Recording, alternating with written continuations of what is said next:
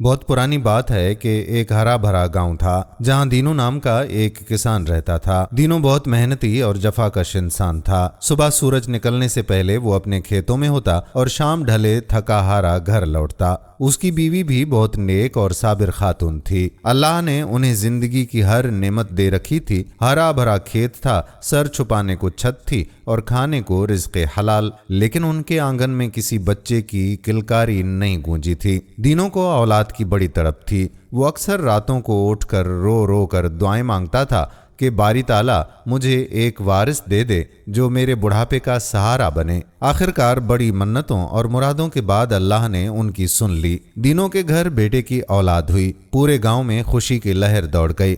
لیکن جب میاں بیوی نے اپنے پہلے بچے کو دیکھا تو خوشی کے ساتھ ساتھ ان کے چہروں پر حیرت اور صدمے کے سائے لہرانے لگے۔ وہ بچہ عام بچوں جیسا نہیں تھا، بلکہ اس کا قد ایک چھوٹی سی گڑیا کے برابر تھا۔ دینوں کا تو جیسے دل بیٹھ گیا۔ جو بھی اس بچے کو دیکھنے آتا وہ یہی کہتا کہ دینو یہ تو بونا ہے، اس کا قد تو شاید 2-3 فٹ سے زیادہ کبھی نہیں بڑھے گا۔ دینو بہت مایوس ہوا۔ اس کی تمام امیدیں دم توڑنے لگیں۔ اس نے شکریہ ادا کرنے کے بجائے نا امیدی میں اس بچے کا نام آنا رکھ دیا، گویا وہ اس کی نظر میں ایک چھوٹے سے سکے جتنی اہمیت رکھتا تھا۔ وقت گزرتا گیا، آنا بڑا تو ہو رہا تھا لیکن اس کا قد واقعی بہت آہستہ بڑھ رہا تھا۔ کچھ سال گزرے تو اللہ نے دینوں کو دوسرے بیٹے سے نوازا۔ دینوں کو امید تھی کہ شاید یہ بچہ قداور اور کڑیل جوان ہو، لیکن قدرت کو کچھ اور ہی منظور تھا۔ دوسرا بیٹا بھی اپنے بڑے بھائی کی طرح بونا نکلا۔ اب تو دینوں کا پارا ہی چڑھ گیا۔ بجائے اس کے کہ وہ اللہ کی تقسیم پر راضی رہتا، اس نے اپنی قسمت کو کوسنا شروع کر دیا اور چڑھ کر دوسرے بیٹے کا نام دعانا رکھ دیا۔ گاؤں کے بزرگوں نے اسے بہت سمجھایا کہ دینوں، اولاد اللہ کی نعمت ہوتی ہے، چاہے کیسی بھی ہو اس کی ناشکری مت کرو۔ لیکن دینوں کے سر پر تو جیسے دھن سوار تھی کہ اس کے ساتھ ناانصافی ہوئی ہے۔ اب دینوں ہر وقت اسی فکر میں رہتا کہ جب وہ بوڑھا ہو جائے گا تو اس کے ان وسیع و عریض کھیتوں کا کیا ہوگا؟ کون اس زمین کا سینہ چاک کر کے ہل چلائے گا؟ کون بھاری بھرکم فصلیں کاٹ کر منڈی لے جائے گا؟ یہ چھوٹے قد والے بونے بچے بھلا کیا کام کریں گے؟ وہ اسی کڑھن میں تھا کہ اللہ نے اسے تیسرا بیٹا بھی دے دیا۔ جب دینوں نے دیکھا کہ تیسرا بیٹا بھی اپنے بھائیوں کی طرح محض چند انچ کا ہے تو اس نے اپنا سر پیٹ لیا۔ وہ اس قدر بد دل ہوا کہ کئی دنوں تک گھر سے باہر بھی نہیں نکلا۔ اس نے غصے اور حقارت میں تیسرے بیٹے کا نام کھوٹا آنا رکھ دیا۔ دن ہفتوں میں، ہفتے مہینوں میں اور مہینے سالوں میں بدلتے گئے۔ یہ تینوں بھائی یعنی آنا، دو آنا اور کھوٹا آنا اب جوان ہو چکے تھے۔ اب تینوں کا قد بمشکل 3 فٹ تھا، لیکن قدرت نے ان کے چھوٹے جسموں میں کمال کی ذہانت اور صلاحیت چھپا رکھی تھی۔ جہاں ان کے قد نہیں بڑھے وہاں ان کی شرارتیں، بہادری اور تیزی کا پورے علاقے میں چرچا تھا۔ وہ اپنے باپ کا ہاتھ بٹانے کی پوری کوشش کرتے تھے، کھیتوں میں چوکیداری کرتے اور چھوٹے موٹے کام انجام دیتے، لیکن دینوں کسان کا دل اب بھی ان کے لیے صاف نہیں تھا۔ وہ جب بھی کسی کڑیل جوان کو دیکھتا تو ٹھنڈی آہ بھرتا اور سوچتا کہ کاش اس کے بیٹے بھی ایسے سینے والے ہوتے۔ تاہم ان تینوں بھائیوں نے اپنی اپنی ایک خاص پہچان بنا لی تھی۔ سب سے بڑا بھائی آنا جانوروں اور پرندوں کی آوازیں نکالنے میں ماہر تھا۔ وہ بھیڑیے کی طرح غرا سکتا تھا، شیر کی طرح دہاڑ سکتا تھا اور چڑیوں کی طرح چہچہا سکتا تھا۔ حیرت کی بات یہ تھی کہ وہ جانوروں کی بولی سمجھتا بھی تھا اور ان سے باتیں بھی کر لیتا تھا۔ دوسرا بھائی دو آنا تیر اندازی کا ایسا ماہر تھا کہ بڑے بڑے سورما اس کے سامنے پانی بھرتے تھے۔ وہ آنکھیں بند کر کے بھی نشانے پر تیر مارنے کی صلاحیت رکھتا تھا۔ اور سب سے چھوٹا کھوٹا آنا تو ایک جادوئی چھلاوا تھا۔ وہ ہوا میں اڑ کر ایسی چھلانگیں مارتا کہ دیکھنے والا دنگ رہ جاتا۔ اس کی لاتوں میں بلا کی طاقت تھی۔ وہ جسے ایک لات جما دیتا اس کا جبڑا ہل کر رہ جاتا۔ ایک بار دینوں کے کھیتوں میں فصل بہت شاندار ہوئی تھی۔ اس نے جی توڑ محنت کی تھی اور جب فصل کٹ کر منڈی میں بکی تو اسے بہت بڑی رقم ملی۔ دینوں خوشی خوشی وہ رقم لے کر گھر لوٹ آیا، لیکن اسے یہ علم نہیں تھا کہ کچھ خطرناک ڈاکو کافی عرصے سے اس کی طاق میں تھے۔ उन डाकुओं ने प्रोग्राम बनाया कि आज रात दीनों के घर पर शबे खून मारा जाए और उसकी साल भर की कमाई लूट ली जाए। आधी रात का वक्त था, आसमान पर बादल छाए हुए थे, पूरे गांव पर सन्नाटा तारी था। अचानक दीनों के घर का दरवाजा एक जोरदार ठोकर से खुला और 4 खूनख्वार डाकू अंदर दाखिल हो गए। उन्होंने सोते हुए दीनू और उसकी बीवी को लातें मार कर उठाया। दीनू की तो जान ही निकल गई, उसकी बीवी थर थर कांपने लगी। डाकुओं के सरदार ने अपनी चमकती हुई तलवार लहराई और गरज कर कहा, ओ किसान, जल्दी निकाल वो सारी रकम जो तू आज मंडी से लाया है, वरना तुम दोनों की गर्दनें उड़ा देंगे। दीनू गिड़गिड़ा कर बोला, भाइयों, मैं गरीब किसान हूँ, ये रकम मेरी पूरे साल की मेहनत है। अगर आप ये ले गए तो मेरा पूरा खानदान भूखा मर जाएगा। खुदा के लिए मुझ पर रहम करो।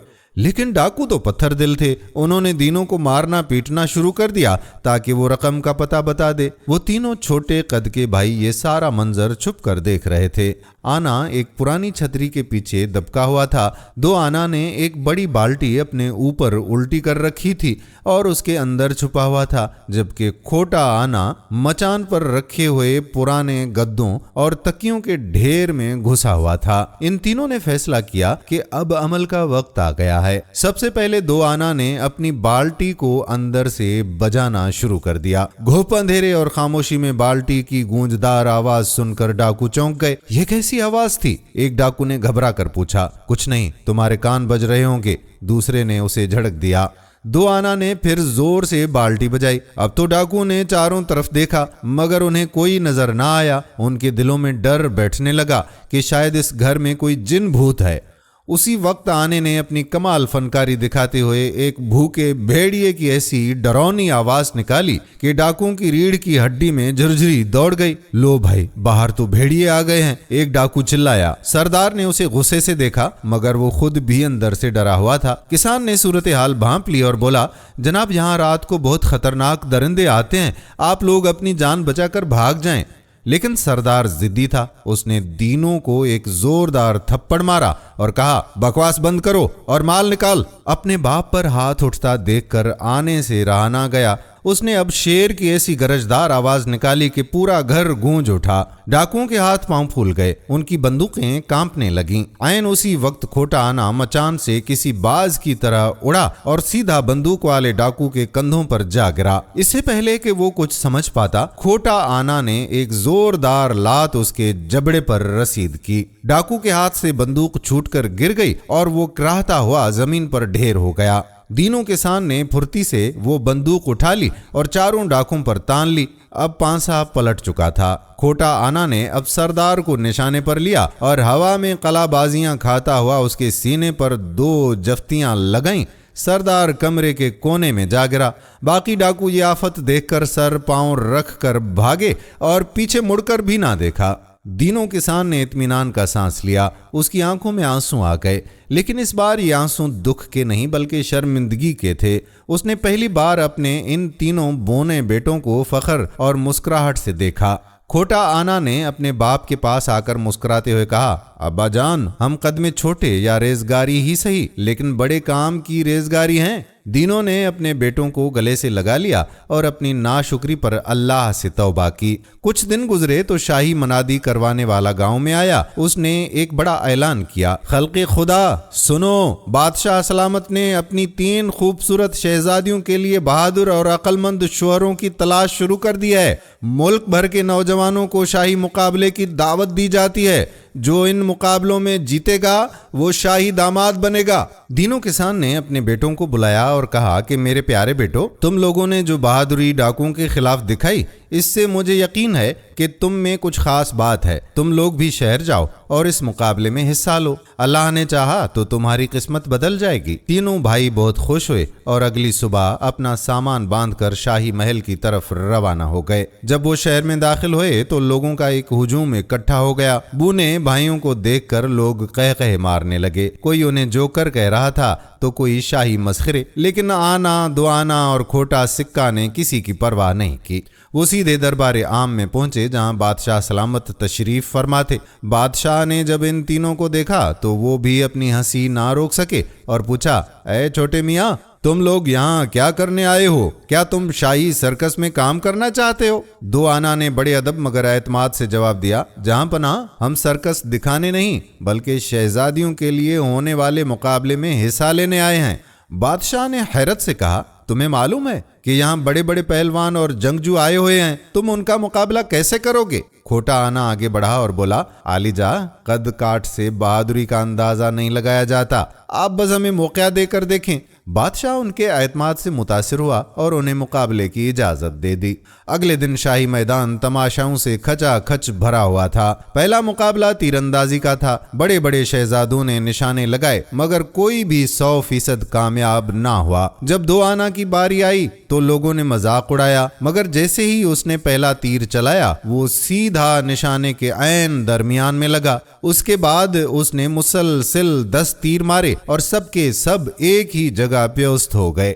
پورا میدان تالیوں سے گونج اٹھا تھا۔ دوسرا مقابلہ زور آزمائی اور لڑائی کا تھا۔ جب کھوٹا آنا میدان میں اترا تو اس کا مقابلہ ایک دیو ہیکل پہلوان سے ہوا۔ لوگ سمجھ رہے تھے کہ پہلوان اسے ایک ہاتھ سے مسل دے گا، لیکن کھوٹا آنا تو ہوا کی طرح تیز تھا۔ وہ پہلوان کے ہاتھوں میں آنے کے بجائے اس کے اوپر سے اچھلتا اور پیچھے سے لاتیں مارتا۔ دیکھتے ہی دیکھتے اس نے اس عظیم پہلوان کو دھول چٹا دی اور میدان جیت لیا۔ آخر میں بادشاہ نے ایک ایسا امتحان رکھا جو سب سے مشکل تھا۔ اس نے اعلان کیا کہ شاہی جنگل سے پکڑے گئے خوفناک درندے میدان میں چھوڑ دیے جائیں گے اور جو ان سے جیتے گا وہ فاتح کہلائے گا۔ سپاہیوں نے پنجرے کھولے تو خونخوار بھیڑیے، ریچھ اور بڑے بڑے بندر دہاڑے مارتے ہوئے میدان میں آ گئے۔ یہ دیکھ کر تمام نام نہاد بہادر شہزادے میدان چھوڑ کر بھاگ نکلے۔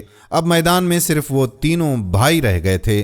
آنا نے آگے بڑھ کر ایک گہری سانس لی اور شیر کی ایسی خوفناک دہاڑ ماری کہ تمام درندے سہم کر اپنی جگہ رک گئے۔ دو آنا نے اپنے تیروں سے ایک ایک کر کے خطرناک درندوں کو نشانہ بنایا، جبکہ کھوٹا آنا نے اچھل اچھل کر جانوروں کو بھگا دیا۔ تھوڑی ہی دیر میں میدان صاف ہو گیا۔ بادشاہ سلامت اور تمام عوام ان کی بہادری دیکھ کر اش اش کر اٹھے۔ بادشاہ نے خوش ہو کر ان تینوں کی فتح کا اعلان کر دیا اور انہیں اپنی 3 شہزادیوں کے ساتھ شادی کی پیشکش کی۔ جب شاہی پالکیوں سے شہزادیاں باہر نکلیں تو ایک اور حیرت انگیز منظر سامنے آیا۔ وہ تینوں شہزادیاں بھی بونی تھیں، ان کے قد بھی ان تینوں بھائیوں جیسے تھے۔ بادشاہ نے مسکرا کر کہا، دراصل میں نے یہ مقابلہ رکھا ہی اس لیے تھا کہ میری بیٹیوں کے لیے کوئی ایسا شوہر ملے جو قد میں نہیں بلکہ حوصلے میں ان کے برابر ہو۔ پورے شہر میں شادی کی دھوم مچ گئی۔ آنا، دو آنا اور کھوٹا سکہ نے فوراً اپنے والدین کو بلاوا بھیجا۔ جب دینوں کسان شاہی محل پہنچا اور اپنے بیٹوں کو شاہی لباس میں ملبوس اور خوشحال دیکھا تو اس کی آنکھوں سے آنسو جاری ہو گئے۔ اس نے اللہ کے حضور سجدہ شکر ادا کیا اور یہ تسلیم کیا کہ اللہ کی ہر تخلیق میں کوئی نہ کوئی حکمت چھپی ہوتی ہے اور ظاہری صورت و قد و قامت سے زیادہ انسان کی ہمت اور جوہر اہمیت رکھتے ہیں۔ اس دن کے بعد دینوں نے کبھی ناشکری نہیں کی اور پورا خاندان ہنسی خوشی رہنے لگا۔ دوستو، ہماری آج کی ویڈیو آپ کو کیسی لگی کمنٹس میں ضرور بتائیے گا۔ اچھی لگی تو یہ کہانی اپنے بچوں کے ساتھ بھی شیئر کیجیے گا۔ آنے والی ویڈیو تک اپنے میزبان قادر بخش کلہوڑوں کو اجازت دیجیے۔ اللہ حافظ۔